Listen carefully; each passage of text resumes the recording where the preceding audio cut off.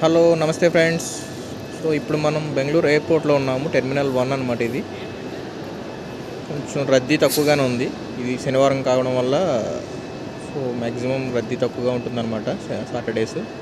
ఇప్పుడు మనం ఏంటంటే మనకి ట్రైన్లో ప్లాట్ఫామ్ నెంబర్ ఎలా తెలుస్తుందో అలాగా ఫ్లైట్ గేట్ నెంబర్ ఉంటుందన్నమాట. సో ఇప్పుడు మనం వెళ్ళేది ముంబై.